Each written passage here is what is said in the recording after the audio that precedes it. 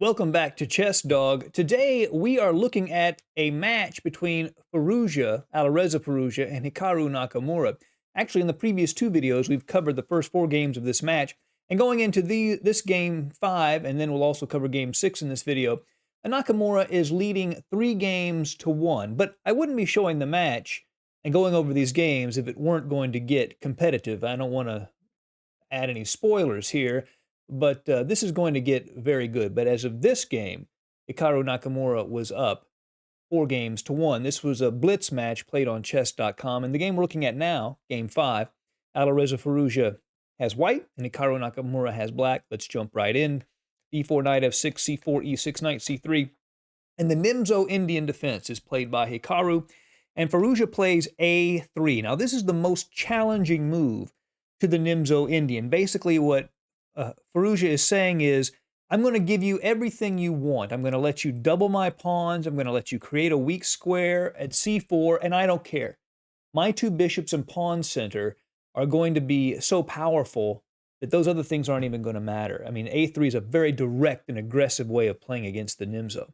bc3, bishop takes c3, bc3, c5, immediately challenging the center, and particularly the dark squares.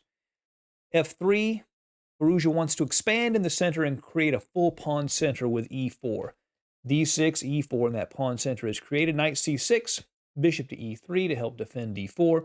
b6, this is a very common idea in the Nimzo Indian. The bishop will often go to a6 to directly attack the weak c4 pawn. Bishop to d3 is played.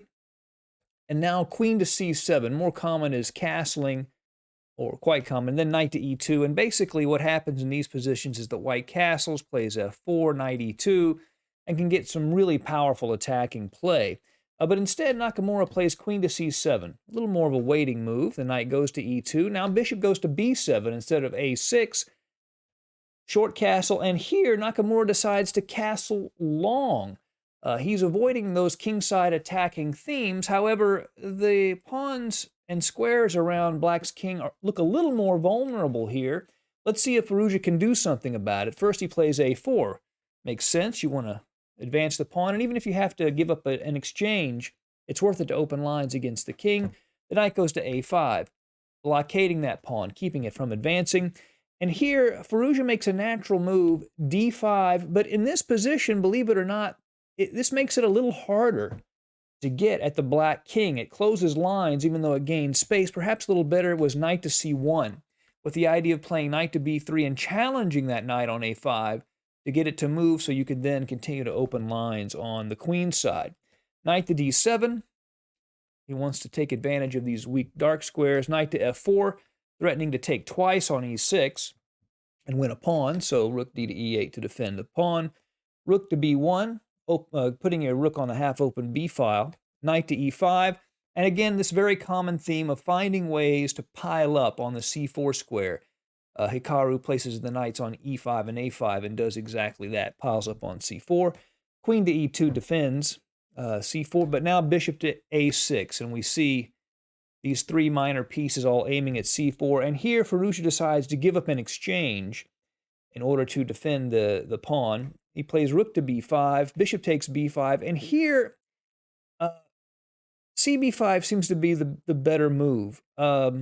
He takes with the a pawn. The only problem is the c pawn is still hanging after that, so it doesn't really work that effectively, as it turns out.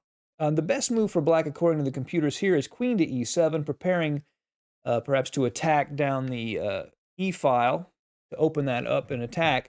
But instead, he plays the move g5, immediately expanding on the king side, knight to h5, and now queen to e7. And this was a blunder. And this allows Firouzja to equalize with a very nice tactic. Do you see it? That's right, he plays this really strong move. Bishop takes g5, which looks like it's just hanging the bishop. But after queen takes bishop f4, not only does the f-pawn fork the queen and the knight, but the queen on e2 now defends the knight on h5 so it no longer hangs. A really nice tactic from Firouzja, equalizing the position. Queen to g4, he takes the knight. Queen e2, bishop e2, e d5. And here the best move, according to computers, was rook takes f7. But it's very hard to see these lines. After, say, knight c4, bishop takes, dc4, knight to f6,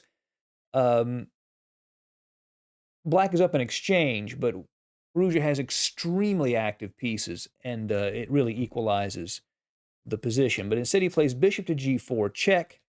The king moves over to the center, e d6, and now f5. And there are three ways to capture this pawn. The pawn at e4 can take it, the bishop or the rook. And it looks like, according to computer analysis, Firouzja chose the wrong capture, probably the worst of the three.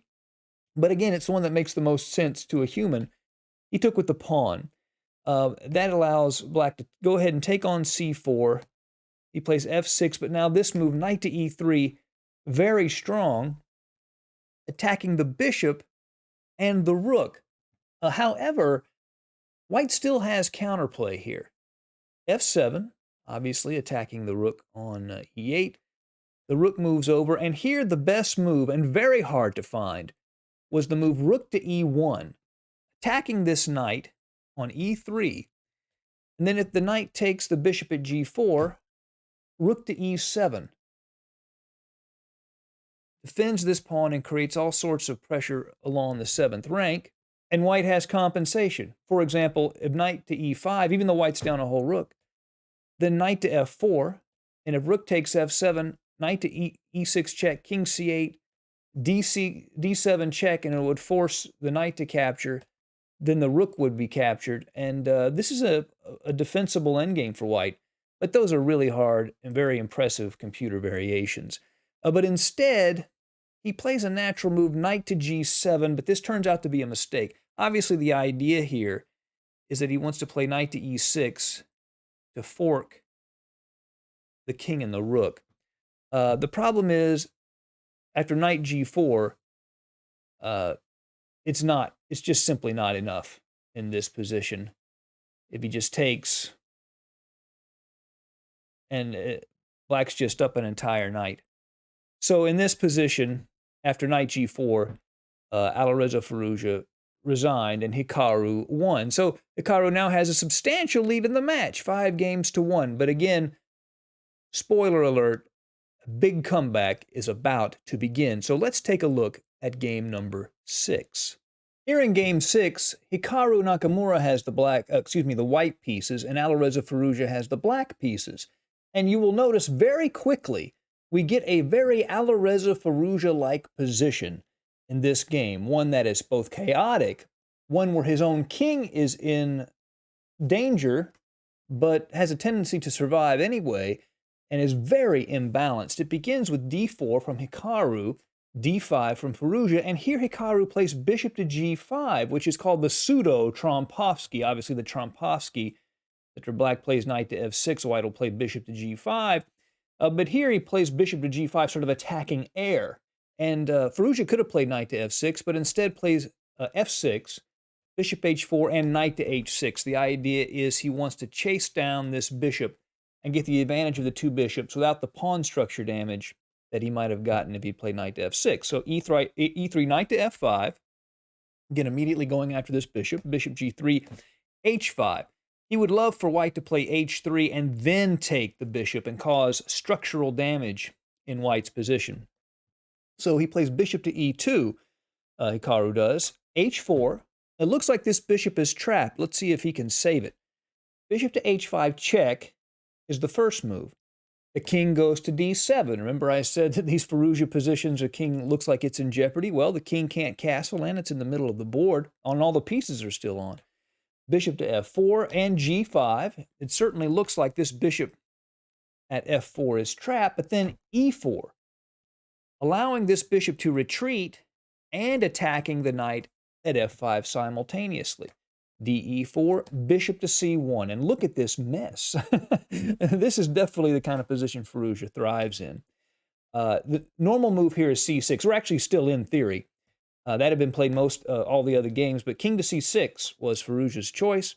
c3 solidifying the center, and now e5, opening up the center. Again, with his king in the middle of the board, Hikaru obliges by exchanging pawns, but now queens come off, fe5, and we see this strange grouping of pawns. Firouzja is up a pawn. And these pawns control a lot of squares, but they're also weak. So we'll see how he handles that. If bishop takes g5, which looks natural, then just knight to d7 with the idea of playing knight c5, d3 check.